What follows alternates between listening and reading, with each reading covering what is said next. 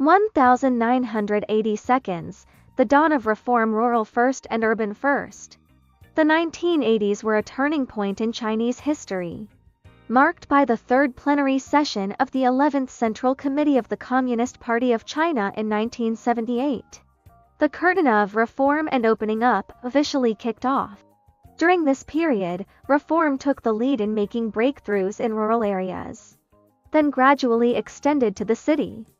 Economic development has become the focus of national work.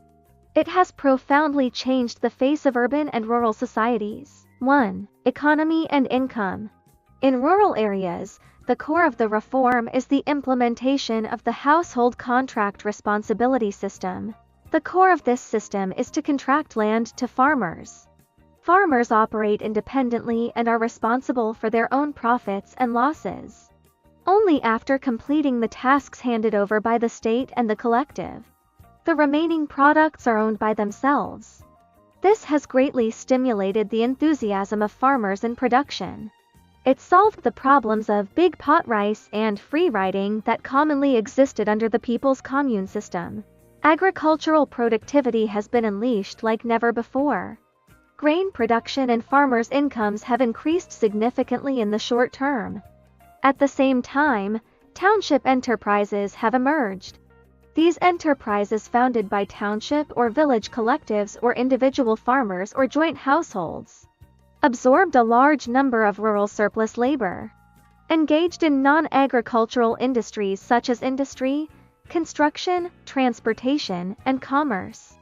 It has greatly promoted the diversification and commercialization of the rural economy.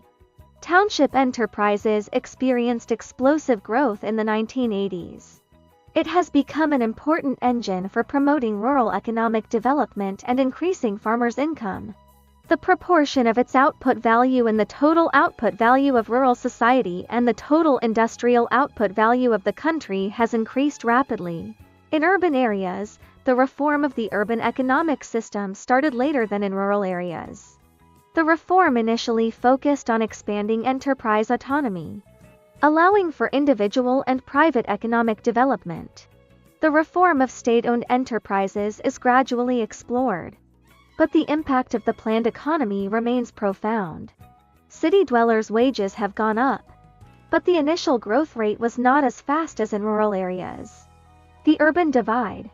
This is the most dramatic period of change in the urban-rural gap after the reform and opening up. Thanks to the great success of rural reform, farmers' income has increased rapidly. The income gap between urban and rural residents narrowed significantly in the early to mid-1980s. According to the National Bureau of Statistics, the urban-rural income ratio fell to about 1.82 in 1983. 1. Reached an all-time low. However, this shrinking trend was short-lived. As the focus of reform shifts to cities and the urban economy accelerates, however, the growth potential of rural incomes began to show insufficient. The urban-rural divide began to widen again in the late 1980s. This shrink-then-expand V-shaped change. It clearly reflects the direct effect of the strategy of using rural areas as a breakthrough in the early stage of reform. That is, institutional innovation and incentive changes can rapidly increase productivity and income levels in specific sectors, especially agriculture. However, with the deepening of reform and the emergence of structural problems, the gap between urban and rural areas has once again become prominent. 2. Food. With the increase in agricultural productivity and the introduction of market mechanisms, the food supply situation has been greatly improved.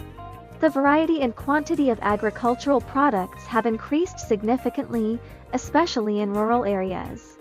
The free market farmers' market flourished, become an important food purchase channel outside of state-owned stores. By the end of the 80s, the ticket supply system for the vast majority of consumer goods has been abolished. The era of commodity shortages is basically over. 3. Clothing. The field of clothing has undergone revolutionary changes. The monolithic, stereotypical political dress code was quickly discarded. People began to pursue personalization and fashion. Influences from Hong Kong, Japan, and the West are increasingly apparent. Flared pants, jeans, suits, dresses, etc. became popular clothing. Colors become vibrant and diverse. People's concept of dress has changed. Clothing is not just a cover. It has also become a symbol of personal taste and social status.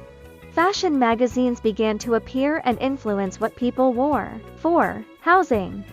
In rural areas, the increase in farmers' income has triggered a building boom.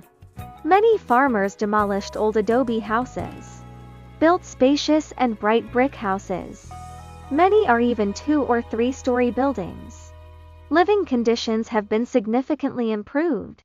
In urban areas, housing reform has begun to be explored. There have been attempts to raise funds to build houses, raise rent subsidies, etc. But the pace of housing commodification has been relatively slow. Unit allocation of housing remains the mainstream model. Housing conditions for city dwellers began to improve, but compared to the rapidly growing demand, the problems of housing shortage and small size remain prominent. The passive relocation organized by the government and enterprises is a way for some residents to improve their housing conditions.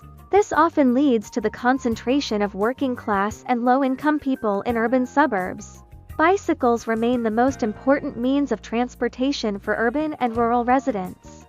But in rural areas, motorcycles started to become popular, become an important means of transportation.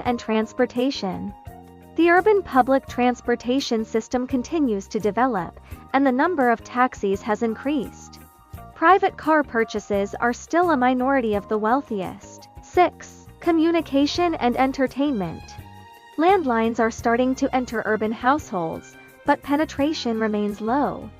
Installation is expensive and requires waiting in line. Few households in rural areas have a landline.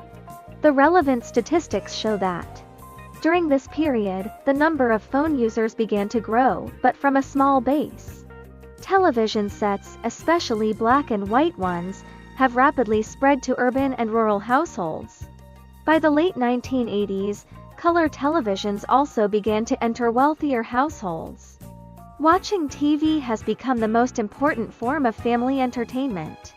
TV series such as The Desire, which aired in 1990 but reflected the social mentality of the late 1980s, and imported foreign films and TV dramas and pop music.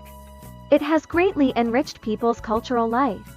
Movie theaters remain important entertainment venues.